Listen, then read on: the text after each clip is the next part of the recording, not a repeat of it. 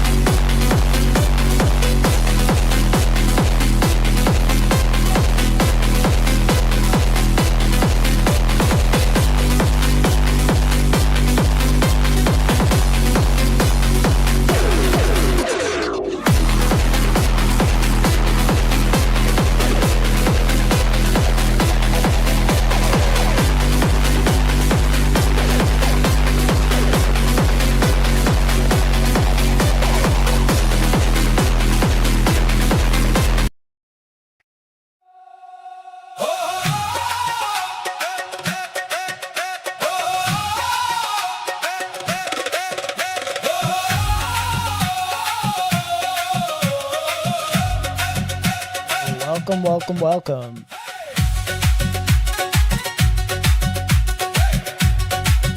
How are we all doing?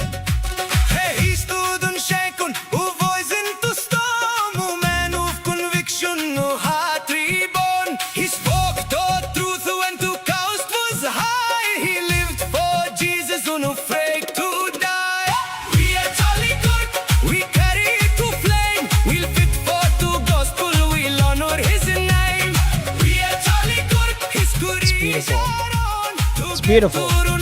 It's beautiful.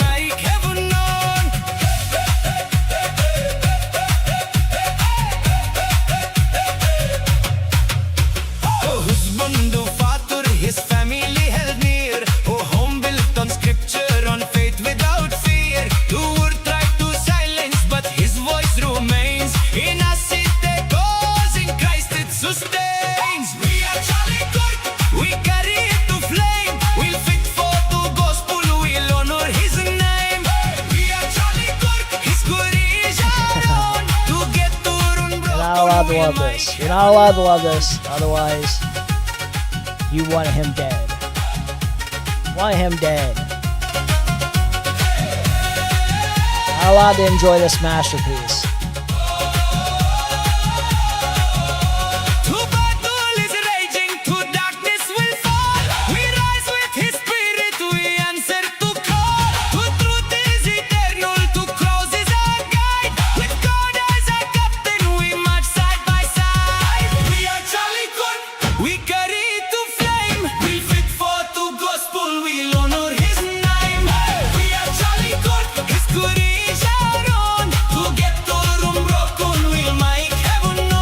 Patel is the realest one, man. That's the realest version of this Kirkification. That's the realest version. This is so on point. Look at this. Look at this admirable face. Look at this wholesome Chungus face.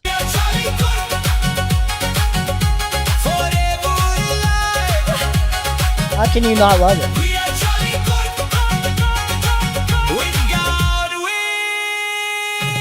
It was worth it. Tyler Robinson did us.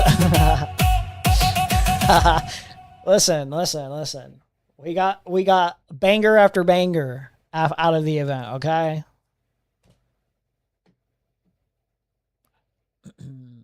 I disavow the way we got the bangers, but we got the bangers. Okay.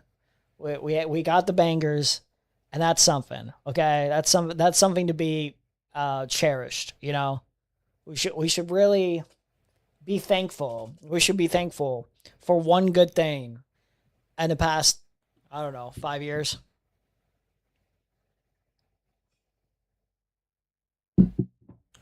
How are we doing? Oh, I got a new edit, guys. New edit. I just made it. I just put it on my YouTube, and I just put it on,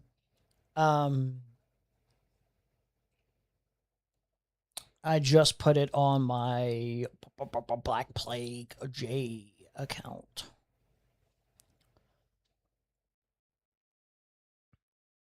It has to do with election interference. The new Supreme Court ruling, guys. The new ruling. Election interference. The Supreme Court has made an unprecedented decision in its ruling that will significantly impact mail-in ballot deadlines and weaken key protections of voter rights. Some of you weren't here for the very last bits of the stream after I was playing Marvel Rivals. We got a little bit. We covered that a little bit with Mr. Kyle Kalinske or whatever his goddamn name is. And yeah. This is really bad. This is extremely bad. This basically makes it so that Donald Trump and his cronies or whatever can basically steal the election with ease. Basically, he makes the battle 10 times tougher now. So yeah, it's cooked. The Supreme Court is illegitimate. Is what I would say. I would say this is treason. So I made a little edit. I made a little fun edit. Let's play a little bit of it. Well, actually, yeah. I'll just show the edit, unfiltered, and no commentary. Okay. Just get out of the call real quick. I'll show my avatar. We'll keep the Cash App thing there. I mean, it's funny to preach the ballot box from an American perspective when almost every single massive change that has come about in the US was not through the fucking ballot box. I mean, the US earned its independence through revolution. The US expelled the feudal form of slavery, sure, replaced it with a new one, but you get my point. Through what? Through a civil war. Breaking, the Supreme Court has allowed President Donald Trump's sweeping attack on mail voting to go forward, bolstering his long-running effort to restrict voting access ahead of the 2026 midterm elections. Jim Crow was combated through riots in the streets. They're allowing a lot of Trump's executive order blocking mail-in voting. They're allowing it to go into effect.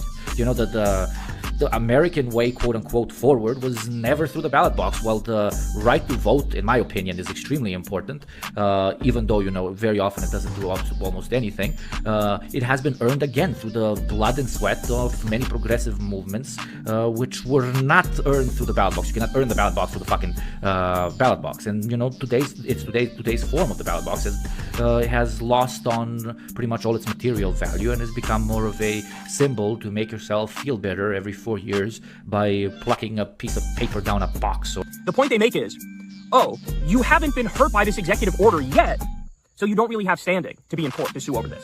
So in other words, Trump has to actually, like, steal the election for you to get the damages to then go in front of the court for them to maybe make a different decision. Like, nobody actually had their votes restricted yet. They're just saying that they're going to restrict votes, and they're just crafting the policy to restrict votes. But since it hasn't happened yet, therefore, like, y'all are going to have to fucking deal with that.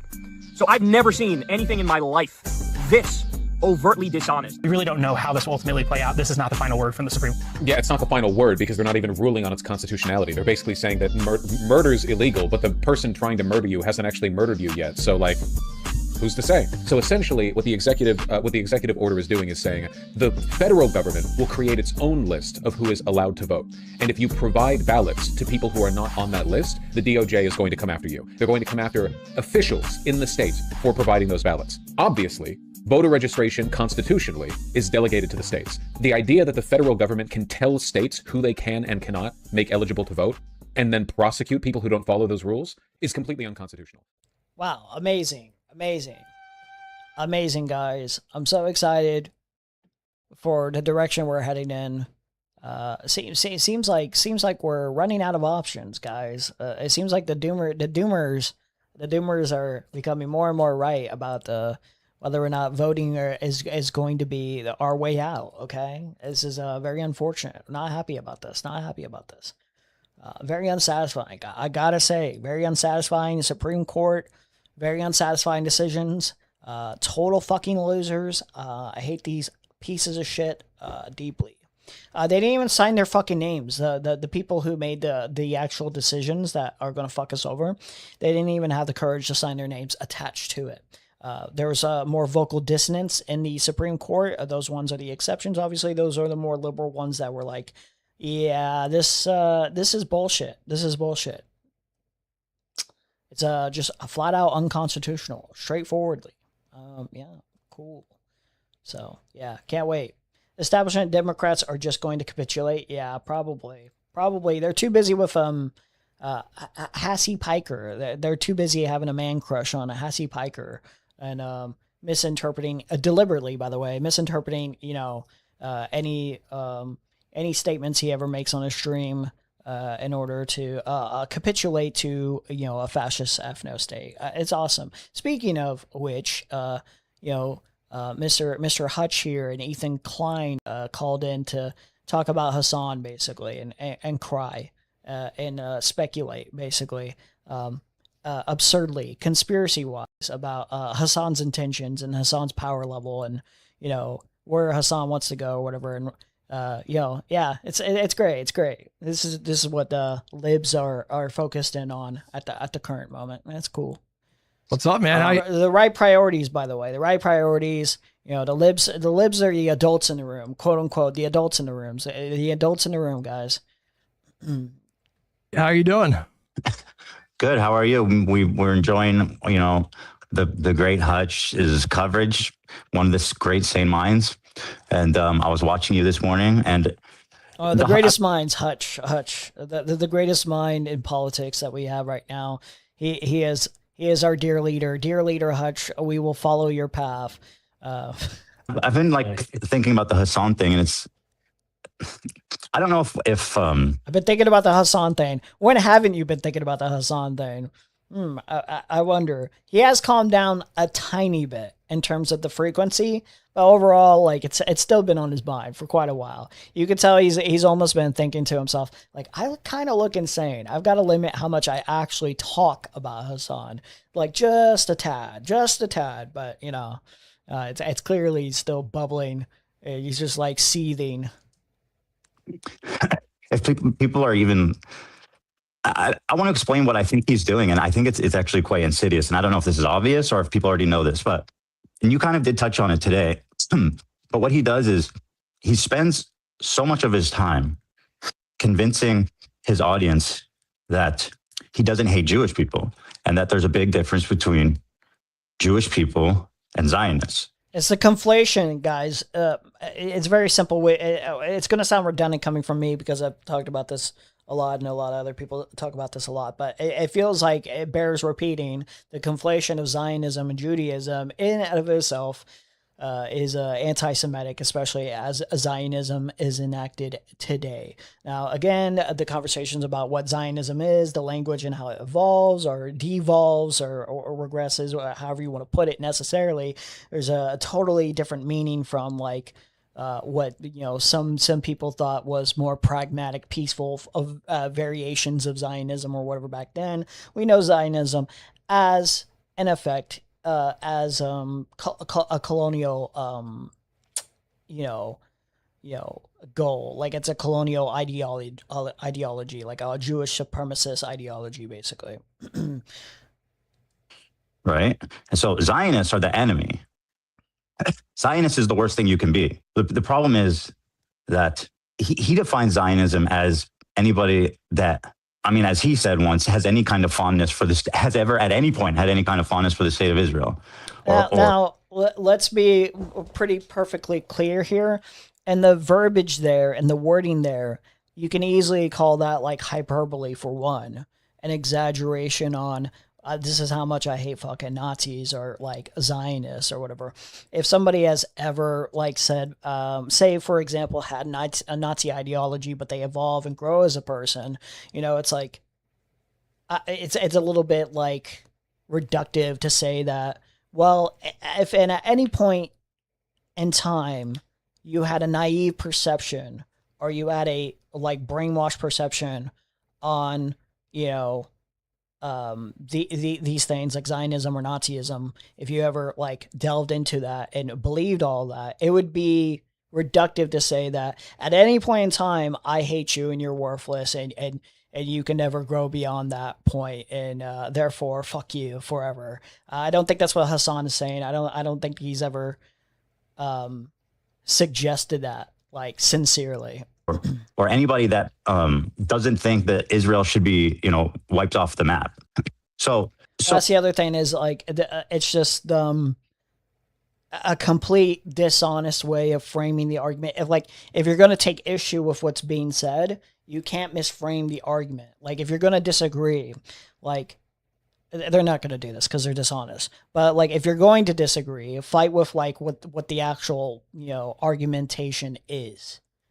Like if you have an issue with, well, pragmatically, we can never do what you want to do. And it's like, well, then we'll have that conversation.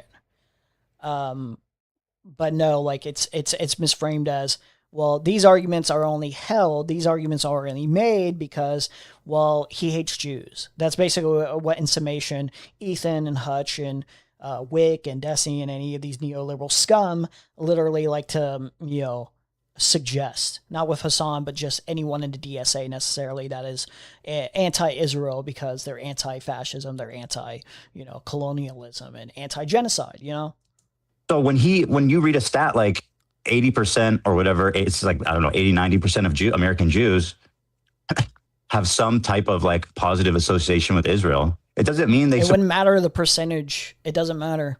This is irrelevant. When black people were enslaved, it wouldn't matter the percentage of how many white people were okay and comfortable with that being the case. It's still wrong. And if like black people were expressing anti-white sentiment, because most of society in America, like, held black people as slaves, where they had no human rights or whatever, it would be a perfectly understandable perspective to have. The problem obviously would be, which just tends to happen during like more oppressive times, I would say, is treating these groups as monoliths inherently. You know what I mean? Like those are usually the problems. But we have the privilege over here in America to be able to discern and like take a step back and be able to like understand like that not all these other groups are monolithic in thinking or approach or like how they operate. Like a lot of people in the Middle East that are victim to Israel's conduct, to their oppressive conduct, do not have that leisure. I would say they do not have that leisure. It doesn't necessarily make it correct to project this idea that all Jews are monolithically like subhuman or immoral or anything, but you would understand the perspective of why somebody would think like that if they're the oppressed. You would understand that.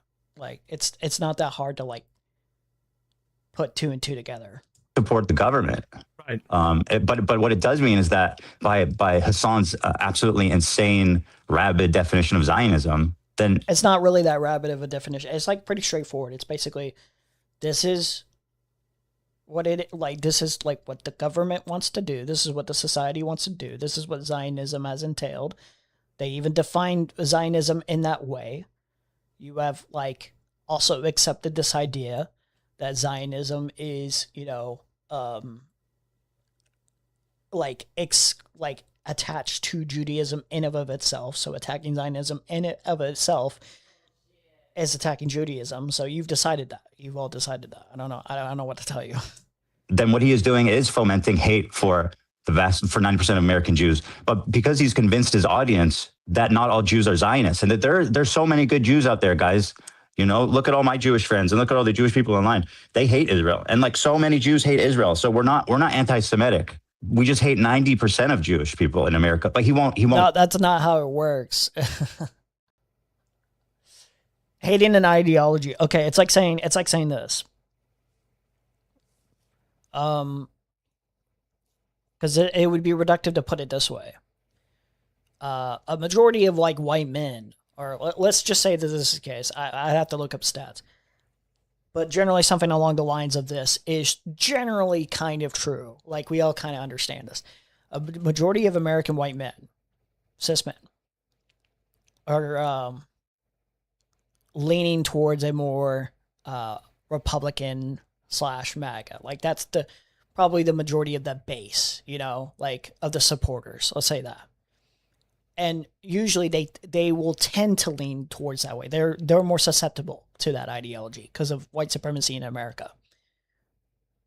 You would never say, generally speaking, wow, I hate a majority of all white men or whatever. You would say, I kind of hate a particular ideology, and it just so happens that a lot of white men are attached to that ideology. But you would never accept the argument of like, well, you're anti-white or you're anti-man because of that. It's like, no, I have a problem with the ideology. I have a problem with the project. I have a problem with the political ideology. I have a problem with the ideas and its impact. It caters to a specific group, yes, but I don't have an inherent problem with the traits of that group. I think that's pretty fair. No, because obviously not all Jewish people are a monolith and will accept Zionism as an ideology because they would find it grotesque. Right? Just like a lot of Arab people wouldn't find, the ideology of the Taliban or any other like extremist group they would not be susceptible to that necessarily. Not all of them would be susceptible and accepting of that ideology. You know what I mean? Like you can't just treat it like an Arab person like, oh yeah, that person is definitely okay with ISIS or any other extremist group, you know, because they're Arab. You know, it doesn't necessarily work that way. Like, he has difficulty reckoning with that fact because his definition of Zionism is so broad, or it involves so many Jewish people because it's so hard to qualify as an anti-Zionist in Hassan's community, right? You have to basically actually, for his community, it's easier to qualify for anti-Zionist, probably by comparison to like even farther left communities. It's actually relatively easy. So I don't even know where he gets this from. Like, he's about to say like they have to be pro Hamas, but like I don't think it's ever been explicitly stated by Hassan here at all. That you have to be pro Hamas, you have to be pro extremist group number 5 or anything like that, anything extreme in terms of that regard, in order to be anti-Zionist necessarily. Like, no. Be pro Hamas at this point to be considered anti-Zionist. Like, here's the other thing: you don't even have to be necessarily pro Hamas in order to recognize the night and day comparison to the level of atrocity and evils committed by Israel as compared to by Hamas. You really don't. It's just like a night and day difference in terms of like level of harm and scale. Zionist, right? You have to be like Norm Finkelstein, who said on October 8th he was euphoric at the sights of Hamas breaking into Israel. Well, I don't even think Norm Finkelstein, like, correct me if I'm wrong, but I don't think Norm Finkelstein is Norm Finkelstein even a one-state person? Like, I don't know if he opposes the existence of Israel. But could be wrong about that. But like, actually, ironically, I think you might actually be right about that. But I don't think he makes a big fuss about it either way. He just really fucking right. Really hates Israel in all of its forms. But in terms of defining Zionism, Hassan very repeatedly defines it as an inherently, what his language is, ethno-supremacist, yes, settler, as it is, colonial project, as it is. Right. And I guess a question that popped into my head when you were talking is, when you were being raised in Judaism, how often did the word Zionism come up, like in your studies and when you were raised, did you understand what Zionism was? You understand the impact that Zionism had on your life? Like, not everyone grew up understanding what Zionism is. So therefore, like, I mean, what's the relevance here? What's the deal with Zionism? How does that affect anything? Ethan, like, you didn't even know what Zionism was. You were pretty ignorant of what Zionism, like, that means nothing. Like, most, like, white men could grow up, like, never really sinking in the idea, as they grow up, to be clear, sinking in the idea of, like, white supremacy. But they would benefit from it tremendously. Misogyny as well, never having, like, a full, like, understanding of misogyny, or hearing specific words or specific language. This means nothing. This means literally nothing. Where you worshipped and your family, was that a term that was used a lot? Never. I mean, for me, never. The first time I ever even started thinking about that word was like, I mean, I had heard it. If anything, the only people I heard using it was like white nationalists and like David Duke type of people. Those were the only people using that word. You know, Zionism is a dog whistle because I've heard white nationalists use it as a dog whistle to refer to, you know, all Jews as Zionists in and of itself. But remember, don't you know that, like, most Jews, you're attacking most Jews when you're expressing anti-Zionism ideals. Like, bro, you and that white supremacist guy have the same kind of, like, perspective on the attachment of Zionism with Judaism inherently, in terms of it has to be connected. If you're attacking Zionism at all, it has to be, like, you're following the same kind of level of language in terms of utilization of language. You understand that, right? It's like the same to you. At least in my view. In academics, it was definitely a word that came up in I went to college. Sure. Yeah. I'm not I'm not in the academia area of Yes, we know. Israeli studies and stuff. Not that I am. But I've always just heard his ignorance is very clear of a lot of different things. David Duke and people like that, Zionism, Zios, the Zionists, stuff like that. Yeah. I never ever, no, at when I was at temple or Torah study or in the synagogue, whatever, it was never about Zionism or anything like that. If anything, it's just, there's a lot of conversation too about how Jews are raised on propaganda and this type of stuff. Honestly, I think a lot of American Jews have family or associations or entanglements. In Israel, yes, there are a lot of Jews that are raised off propaganda. Yes, there's like state propaganda. There's different schoolings or whatever like that.